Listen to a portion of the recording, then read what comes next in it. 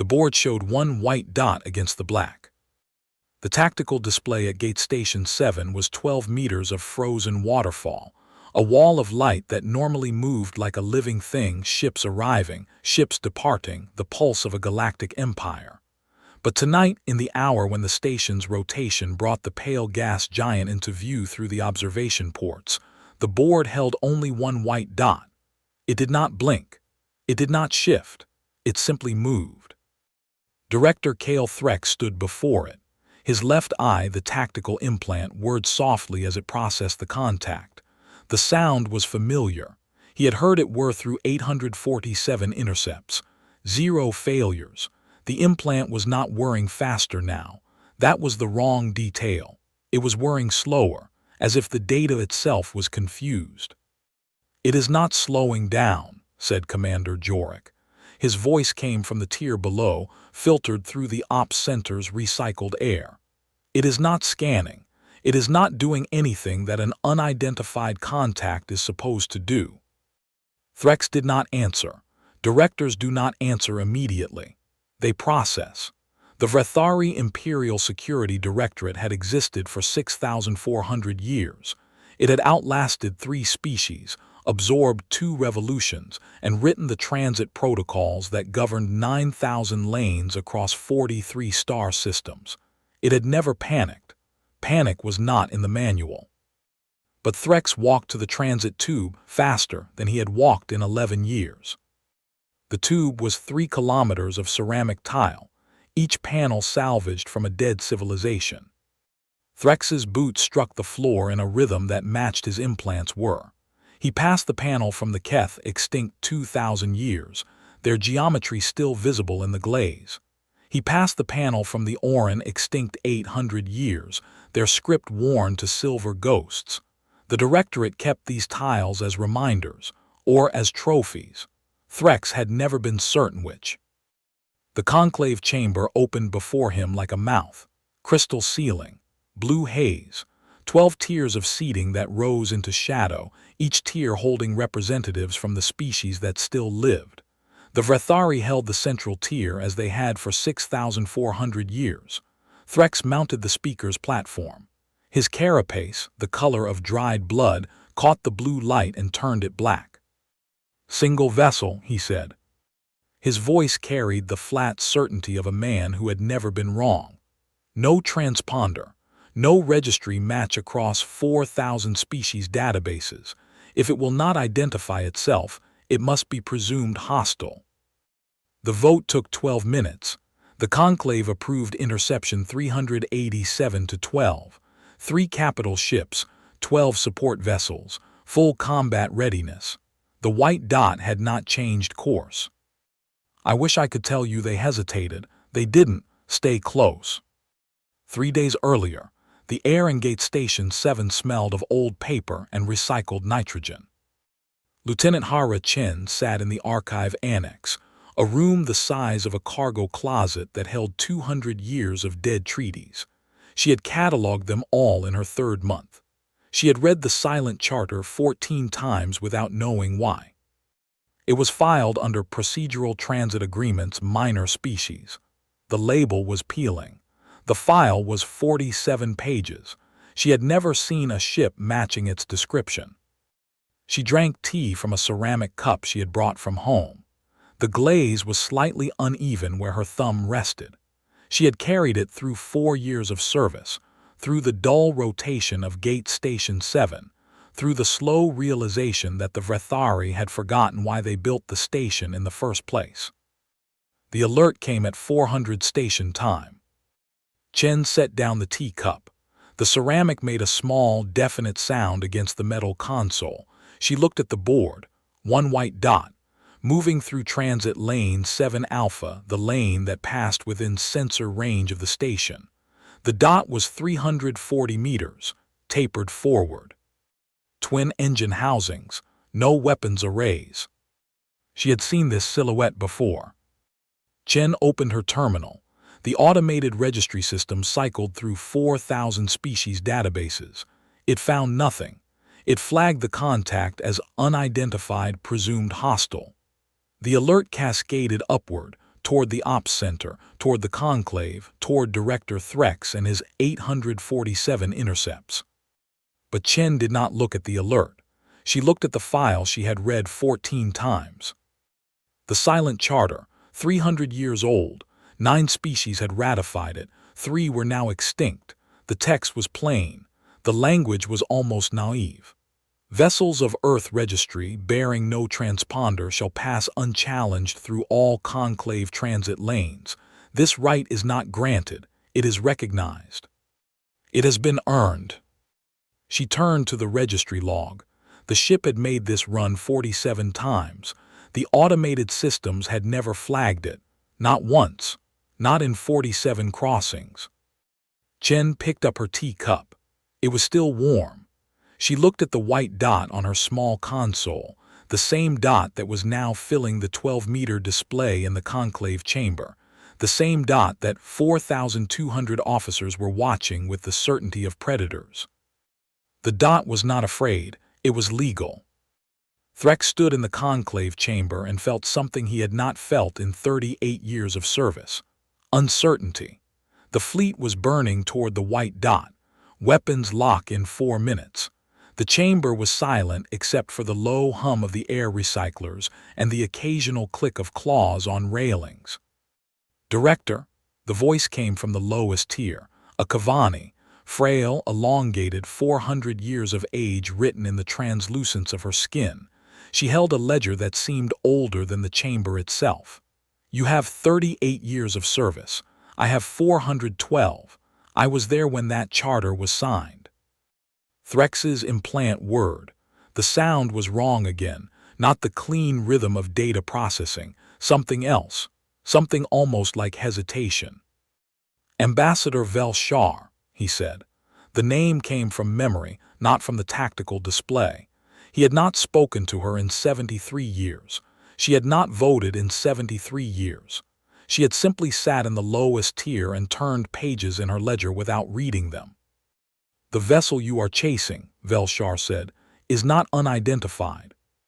You have simply forgotten how to identify it. The chamber held its breath, not literally. The Vrethari did not breathe as humans did, but the air changed. Threx felt it in his carapace, a pressure he could not name. Explain, he said. Velshar turned a page. The sound was dry, ancient, patient. The Silent Charter, ratified by 9 species, 3 now extinct, buried under minor species for 200 years. The Earth Vessel Marathon has made this run 47 times. Your automated systems did not fail, Director.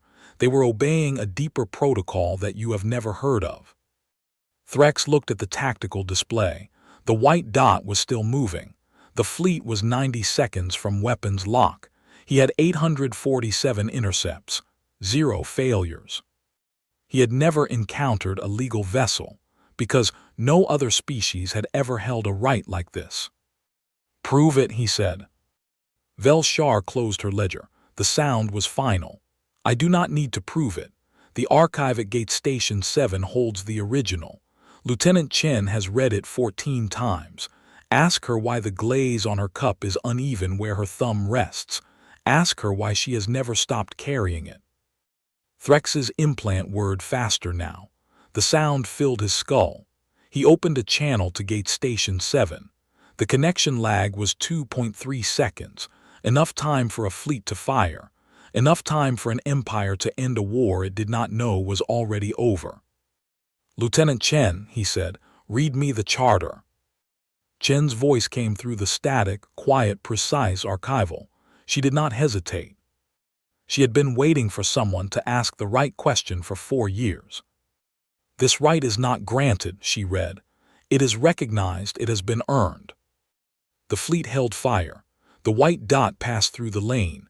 The marathon, outbound, unescorted, free. Danny Voss docked at Gate Station 7 6 hours later. He filed his cargo manifest. He mentioned the chipped paint to a maintenance drone. He did not know that 4,200 officers had almost killed him. He did not know that a 300-year-old treaty had saved his life. He did not know that the right to be left alone was the deepest form of freedom. He was just a man with a ship and a run to make. Chen watched him from the archive annex. The marathon was visible through the observation port, a 340-meter silhouette against the pale gas giant. She held her teacup. It was still warm. The glaze was uneven where her thumb rested. She understood now why she had never stopped carrying it.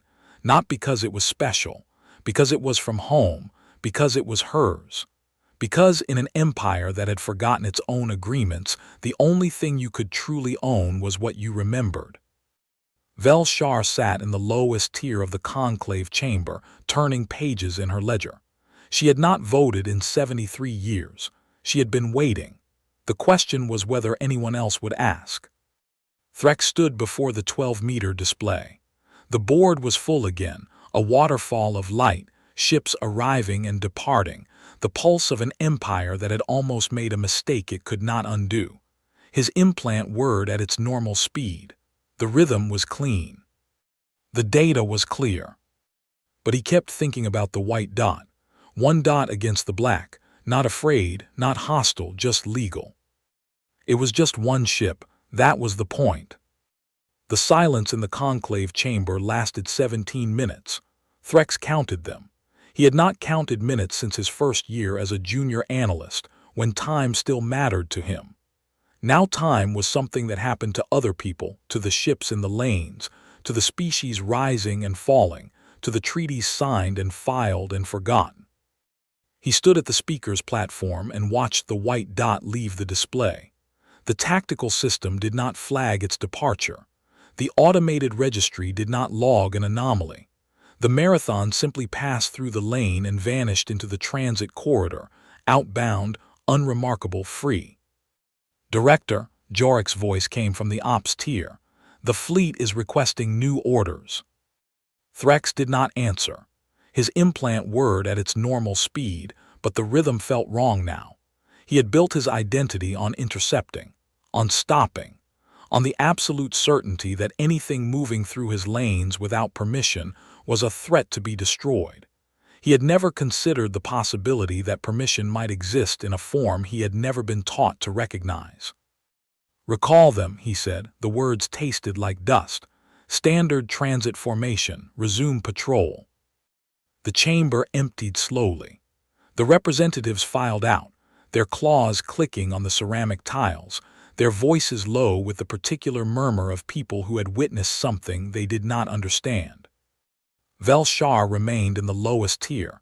She had opened her ledger again. She was not reading it. She was waiting. Threx walked the 3 kilometers back to the Directorate Central. The tiles from the Keth and the Orin passed beneath his boots. He did not look at them. He had walked this tube 10,000 times and never once wondered what the Keth had thought as they glazed their geometry into ceramic. What they had believed would last. What they had known would not. Chen sat in the archive annex and waited for the call that did not come. She had expected a summons, a security team, a detention order for accessing classified files without authorization. The Vrethari did not tolerate surprises. They especially did not tolerate surprises from humans, from minor species, from lieutenants who drank tea from ceramic cups and read dead treaties 14 times without knowing why. The call did not come. Instead, the station continued its rotation. The pale gas giant slid past the observation port, its bands of amber and cream turning like a slow clock. The air recyclers hummed.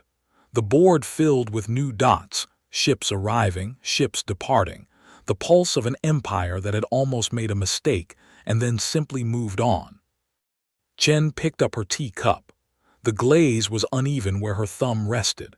She thought about Danny Voss, who had docked and filed his manifest and mentioned the chipped paint to a maintenance drone. She thought about the 47 times the marathon had made this run. The automated systems had never flagged it. Not because they were broken, because they were obeying something older than the current administration. She opened her terminal. The silent charter was still there, filed under Procedural Transit Agreements Minor Species. The label was still peeling. The file was still 47 pages, But something had changed. She could feel it in the way the station's air moved, in the way the light fell through the observation port, in the way her thumb found the uneven glaze without her telling it to. The door to the archive annex opened. Chen did not turn. She knew the sound of the door, the hydraulic sigh, the click of the seal, the slight vibration that traveled through the metal floor. She had heard it 10,000 times. But she had never heard it followed by silence. "Lieutenant." The voice was not human. It was Vrethari, but different from the clipped efficiency of the station's regular officers. Older, heavier. The voice of a man who had stood before 4,200 officers and felt uncertainty for the first time in 38 years. Chen set down her teacup. The ceramic made a small, definite sound against the metal console. She turned. Director Cale Threx filled the doorway.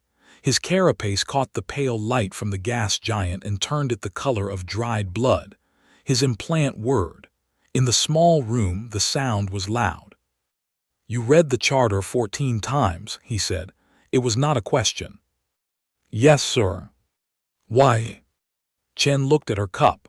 The glaze was uneven where her thumb rested. She had never been asked this question.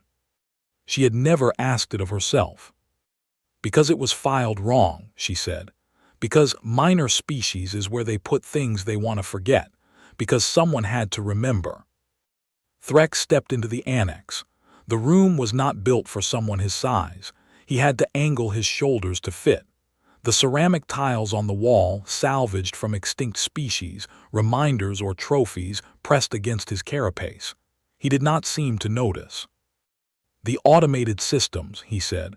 "They flagged the marathon 47 times.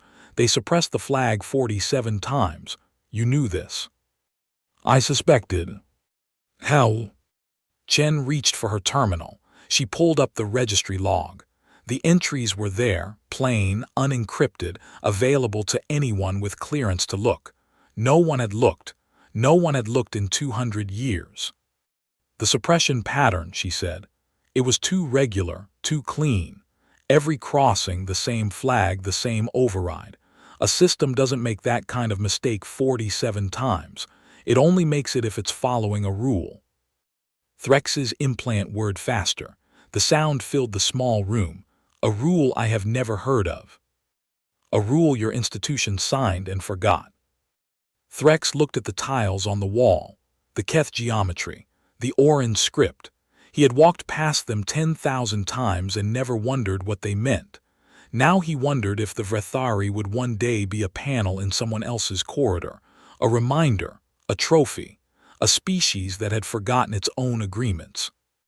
"What else is filed under minor species?" he asked.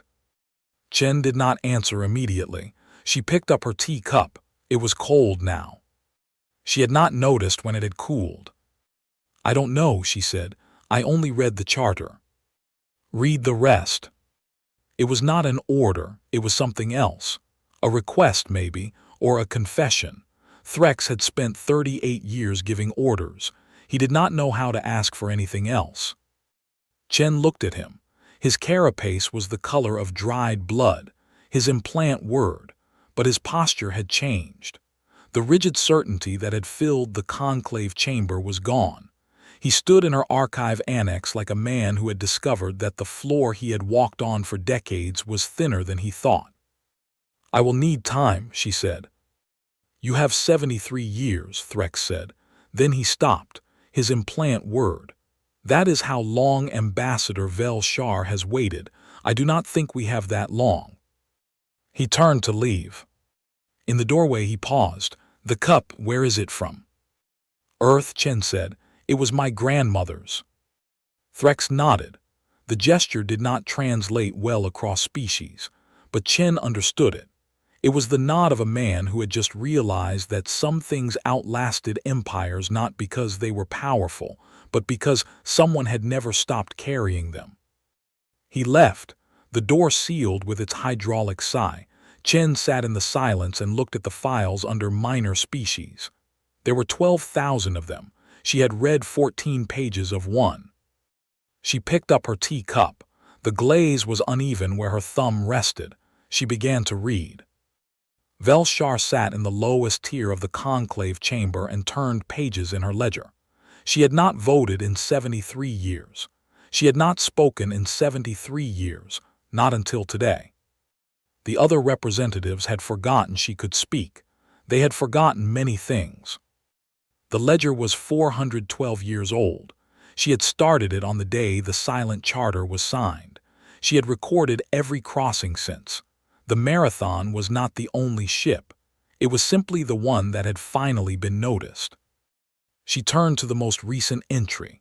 The page was blank.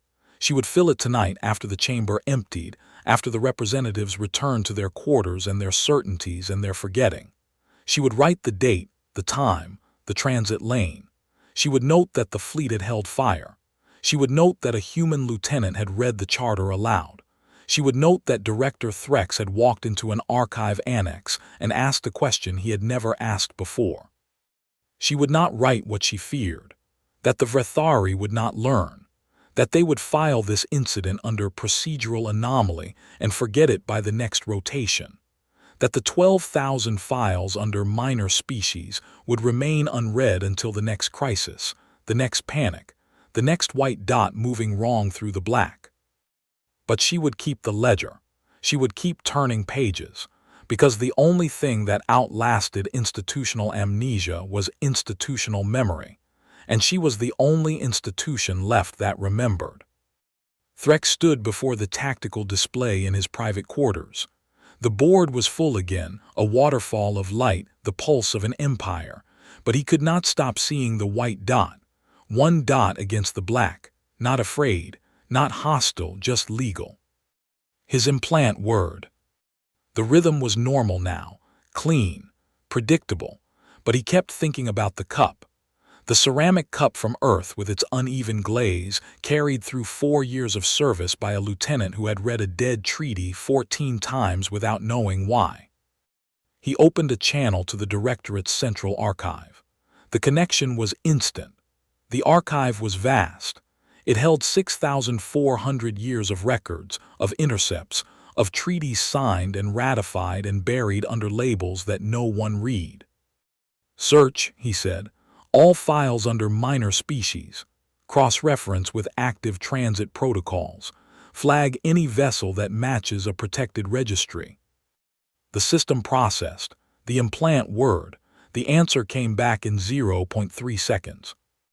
Match found, vessel registry Earth, transit lane 7 Alpha. Status protected under silent charter. Crossings logged 47. Threx stared at the screen. The match was not the Marathon. It was another ship, a different registry, a different lane, but the same protection, the same forgotten right. He opened another channel. Chen, there are more. The line was silent for 2.3 seconds. Then her voice came back, quiet, precise, archival. How many more? I don't know, Threx said, but I think the number is larger than either of us wants to find out. He closed the channel. He looked at the tactical display. The board was full of white dots, each one moving through lanes that the Directorate had forgotten it was not allowed to control. Each one legal, each one silent, each one a reminder that power without memory was the most fragile form of authority. His implant word. The sound was wrong again, not slower this time, not faster, just wrong, like a machine trying to process a truth that had no category. Threx stood in the dark and listened to the whir. He thought about the Keth and the Orin. He thought about the tiles in the transit tube, their geometry and script worn to ghosts. He thought about the 12,000 files under minor species, and the lieutenant who was reading them now, her thumb finding the uneven glaze on a cup from home. The Empire was not defeated, it was only embarrassed, but embarrassment was a crack, and cracks grew. He did not sleep. He stood before the display and watched the dots move. Each one was a question. Each one was a treaty the Directorate had signed and forgotten. Each one was a white dot against the black, not afraid, not hostile, just moving through space that had been promised to it 300 years ago by people who had never been told no. The implant word. The sound filled the room. Threx did not move. He had 847 intercepts, 0 failures, but he was beginning to understand that his entire career had been a preparation for a threat that did not exist. And the real danger was not the ships he had stopped. It was the ships he had never known he was not allowed to stop. The door to his quarters opened. Jorek stood in the frame, his uniform still pressed from the morning inspection, his voice unsteady in a way that Threx had never heard before. "Director," Jorek said, "the Conclave has called an emergency session. They want to know how many other treaties we have forgotten. They want to know before the next rotation. They want to know before the next white dot." Threx looked at the board. The dots were moving. The Empire was turning. And somewhere in an archive annex the size of a cargo closet, a lieutenant was reading files that had been dead for 200 years, her teacup cooling on a metal console, her thumb finding the uneven glaze. "Tell them," Threx said, "that I am finding out." But as Jorek turned to leave, Threx's implant word one last time.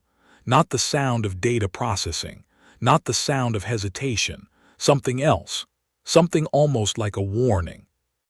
Because on the board, in the lane that the marathon had just vacated, a new white dot had appeared. It was not slowing down. It was not scanning. It was not doing anything that an unidentified contact was supposed to do. And this time, Threx knew what it was. He knew it was legal. He knew it was protected.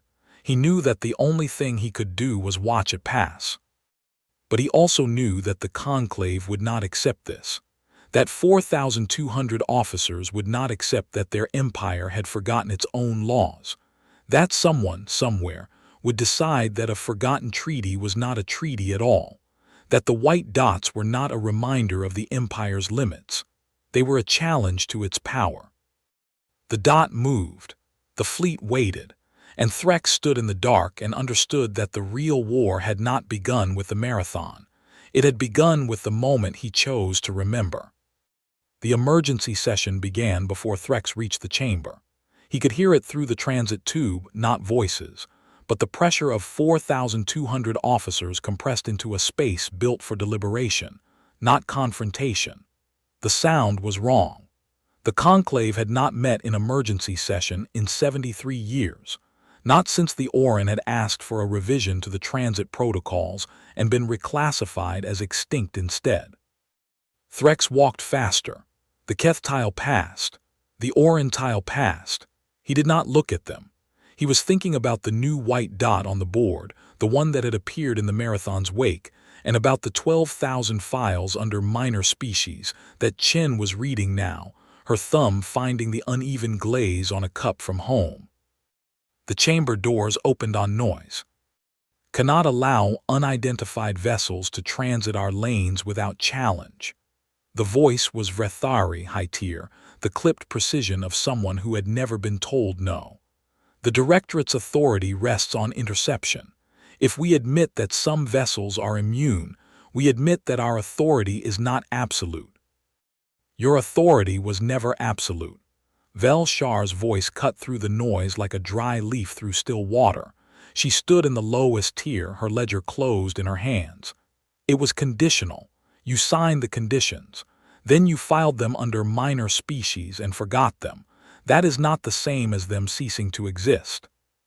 The chamber fell silent, not the silence of agreement, the silence of a predator calculating whether the prey is worth the injury. Threx mounted the speaker's platform. His carapace caught the blue light, his implant word. He looked at the tiered seats, at the representatives from species he had spent 38 years protecting from threats that did not exist, and he understood that he was about to become the threat they had always feared. "Director Threx," the high-tier Vrethari did not stand. He did not need to. "You countermanded a fleet action based on a single document from a minor species. Explain." Threx looked at the tactical display.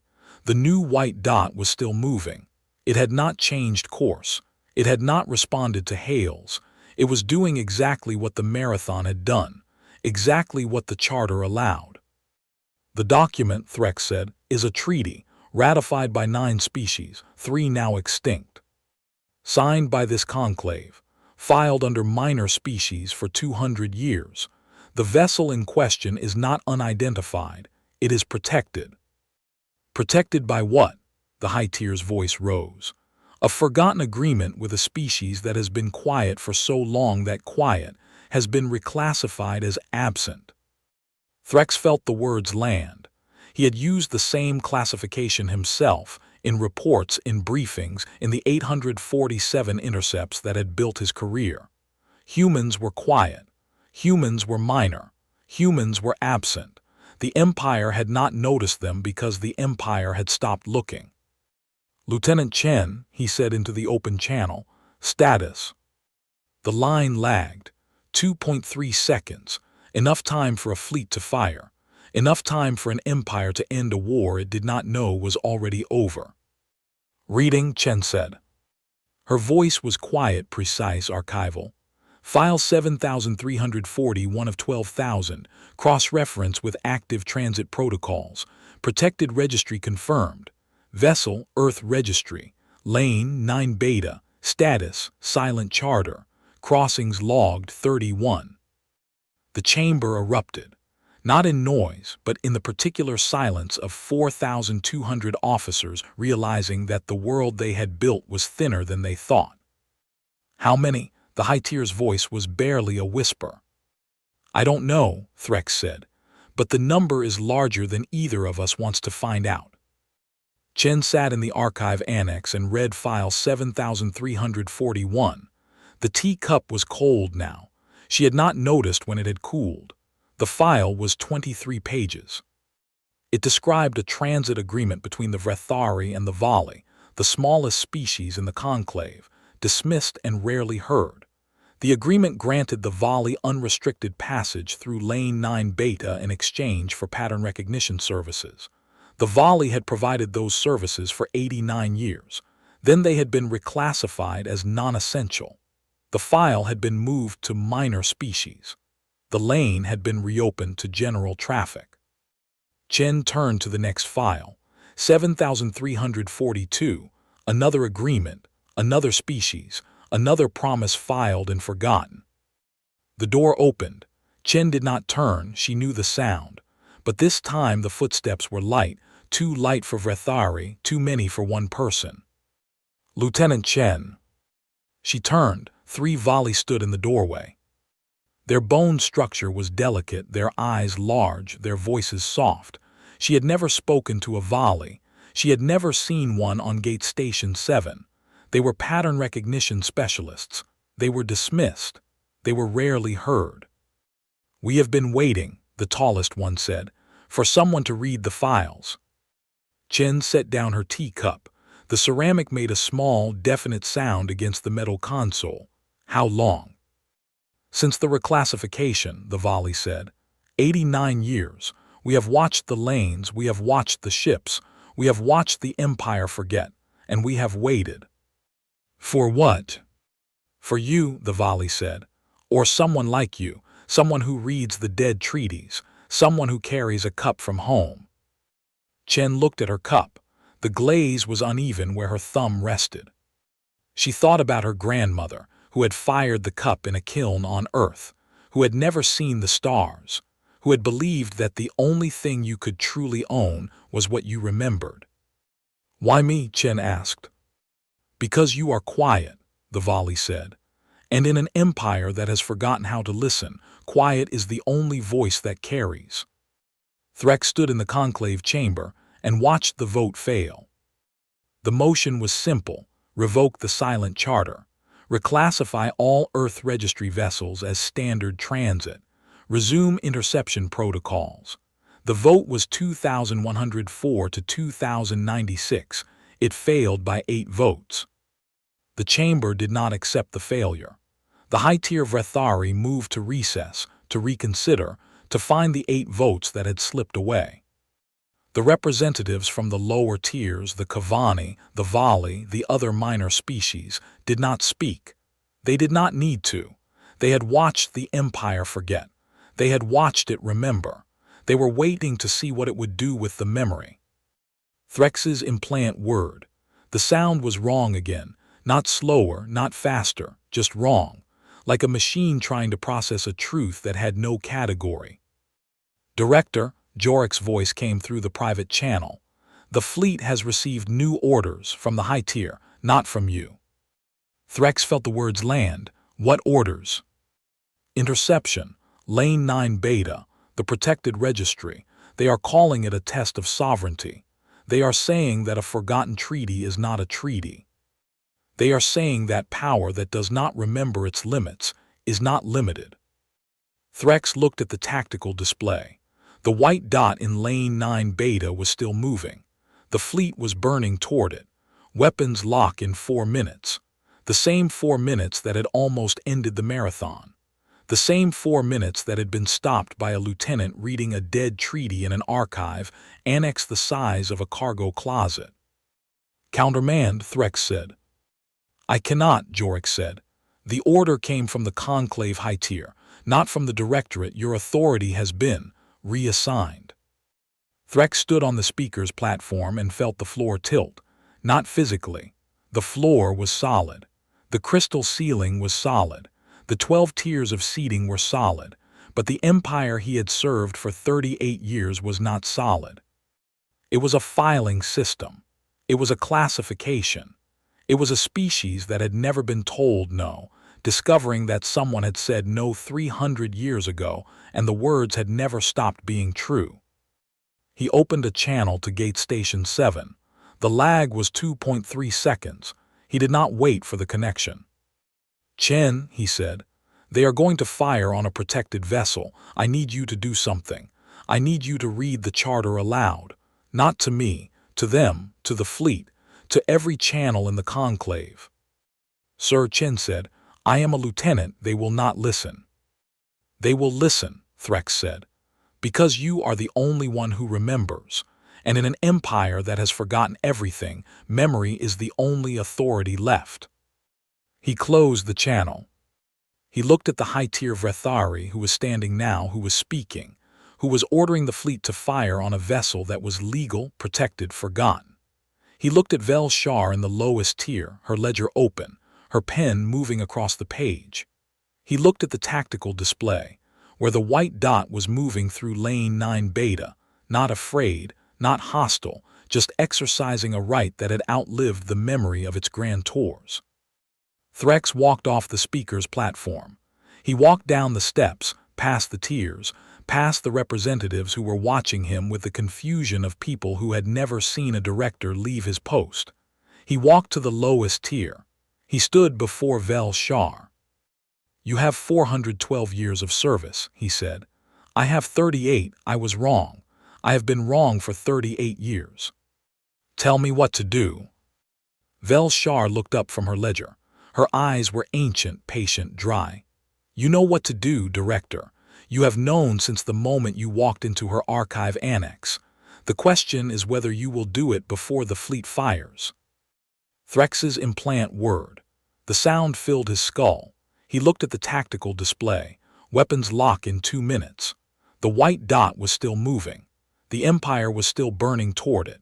And somewhere in an archive annex, a lieutenant was picking up her teacup, feeling the uneven glaze where her thumb rested, preparing to read aloud a sentence that had been true for 300 years and had never stopped being true. He opened the chamber's broadcast channel. The connection was instant. The lag was 0. He was the director. He still had that much authority, for now. This is Director Kale Threx, he said. His voice carried through the conclave, through the fleet, through every station in the 43 star systems. Stand down.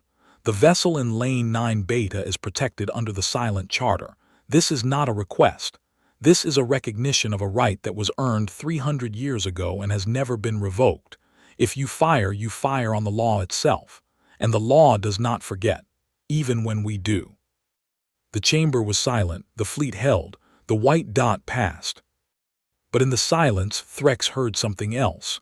A new sound, not the whir of his implant, not the hum of the air recyclers, not the click of claws on ceramic. It was the sound of 4,200 officers realizing that their director had just chosen a forgotten treaty over the Empire's sovereignty. It was the sound of a crack growing. The high-tier Vrethari stood in the central tier. His carapace was the color of dried blood. His voice was flat, certain, the voice of a man who had never been wrong. "Director Threx," he said, "you are relieved of command. Your implant will be removed. Your authority will be revoked. You have chosen the memory of a minor species over the security of the Empire." Threx nodded. The gesture did not translate well across species, but the high tier understood it. It was the nod of a man who had finally stopped running from the truth. "Then remove it," Threx said. "But the treaty remains, the ships remain. The white dots will keep moving through your lanes, legal and silent and unremembered, until you learn that power without memory is not power. It is only violence with a filing system." The chamber did not answer.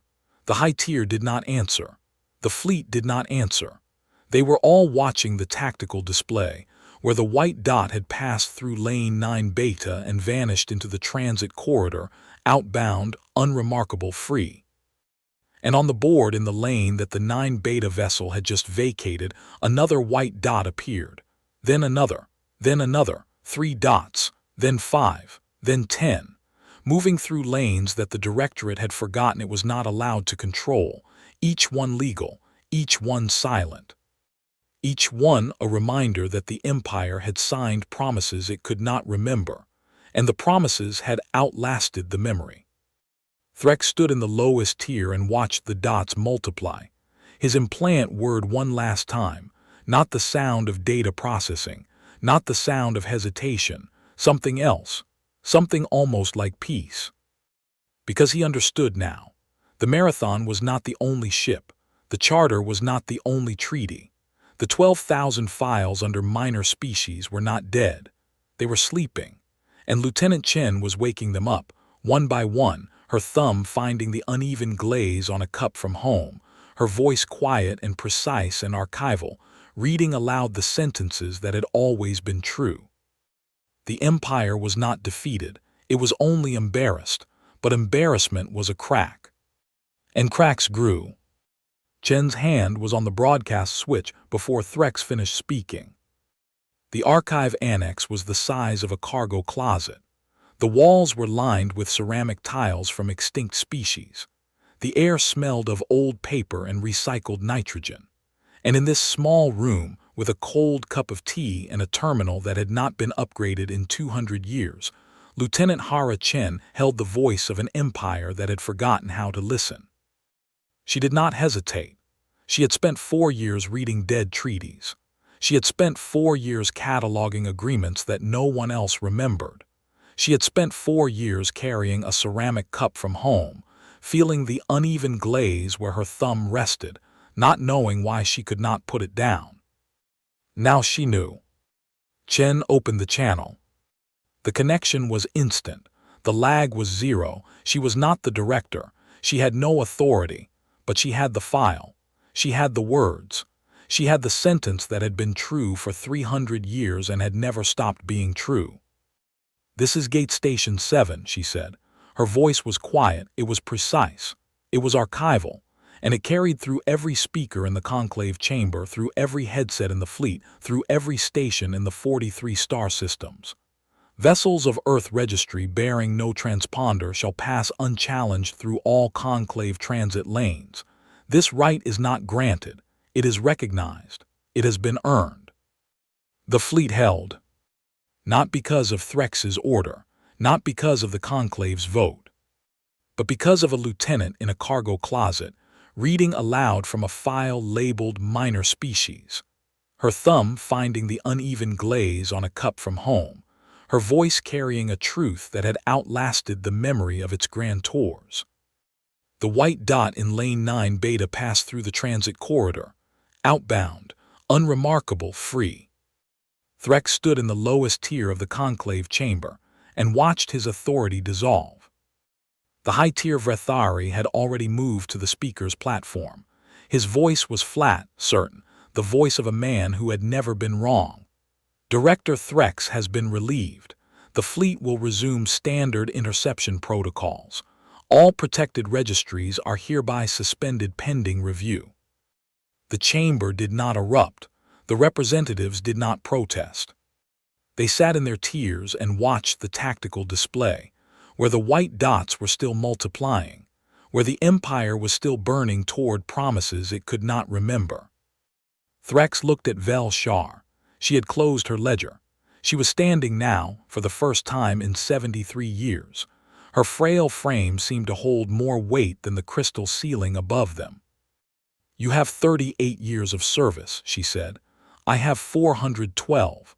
I was there when that charter was signed, and I will be there when it is remembered again." She turned to the chamber. Her voice was dry, ancient, patient, but it carried. "The vote to revoke failed, the treaty stands, the fleet held. You may remove this director, you may remove the next.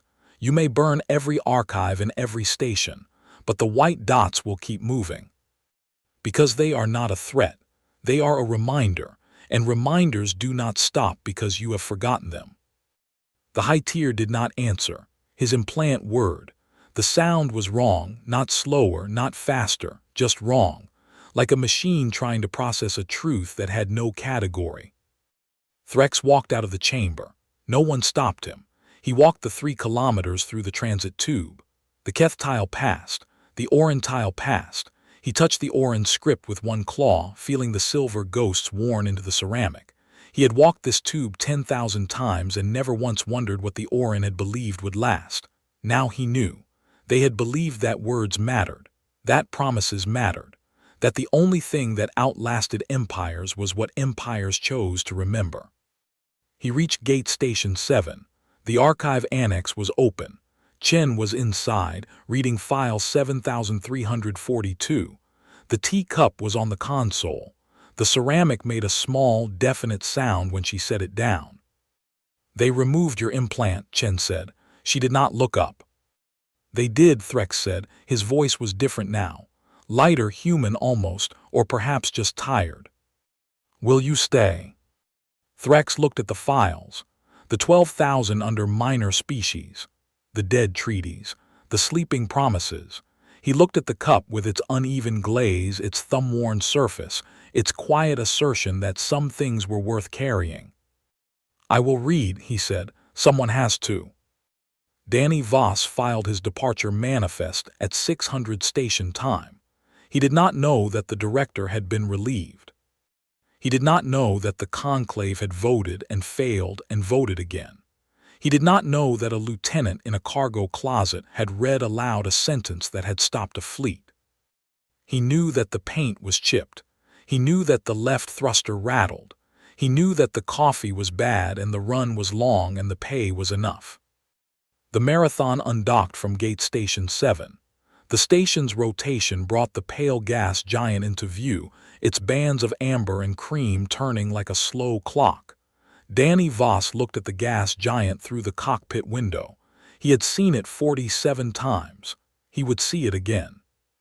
He did not see the white dots on the tactical display. He did not see the fleet holding in formation. He did not see the conclave chamber, where the high-tier Vrethari was still trying to find the votes to revoke a treaty that had outlasted his authority. He saw the lane open before him. He saw the stars beyond. He saw the transit corridor that led home. The marathon accelerated. The pale gas giant shrank behind it. The station became a dot, then a speck, then nothing. Danny Voss sipped his coffee. It was cold. It was bad. It was enough. Chen stood at the observation port and watched the marathon go. The cup was in her hand. It was warm now. She had refilled it. The tea was from Earth, shipped in a container that cost more than her monthly allotment. She did not drink it often. She saved it for moments that mattered. This one did. Vel Shar stood beside her. The Kavani ambassador had not spoken since they left the chamber. She simply held her ledger, open to a blank page, waiting for the pen to move. "He will read," Vel Shar said. "The director, He will read all 12,000 files, and he will not understand them, not at first, but he will remember them, and memory is the first step. Chen nodded. The gesture did not translate well across species, but Vel-Shar understood it. It was the nod of a person who had finally found what she was looking for. "The cup," Vel-Shar said, "it is from Earth." "It was my grandmother's," Chen said. "She fired it herself. In a kiln behind her house. The glaze was supposed to be even. It came out uneven. She gave it to me anyway. She said the uneven parts were where the heat had touched it longest, where it had been tested." Vel-Shar turned a page in her ledger. The sound was dry, ancient, patient. "The empire will not fall today. It will not fall tomorrow, but it will fall. All empires fall. The only question is what they leave behind." Chen looked at the cup. The glaze was uneven where her thumb rested. She thought about the 12,000 files. She thought about the white dots moving through lanes that the empire had forgotten it was not allowed to control. She thought about her grandmother, who had never seen the stars, who had believed that the only thing you could truly own was what you remembered. "The marathon," Vel-Shar said, "it will make this run again and again, until the empire remembers or until the empire falls. And then the runs will continue because the right does not depend on the empire's memory. It was never granted. It was recognized." Chen held the cup. It was still warm. The marathon passed beneath the station, outbound, unescorted, free, and she understood that the cup had always been the answer, not because it was special, but because she had never stopped carrying it. Vel-Shar closed her ledger. The sound was final. She walked away, her frail frame moving through the corridor of ceramic tiles, past the geometry of the Keth and the script of the Orin, past the reminders and the trophies, past the empire that had forgotten and the empire that would remember. Chen stood at the observation port. The pale gas giant turned in the dark. The white dots moved through the black. And somewhere in a cargo closet the size of an archive annex, a former director was reading file 7343, his claw tracing the words of a treaty signed by species he had never met, his voice quiet and precise and archival, learning to remember. She did not file the charter.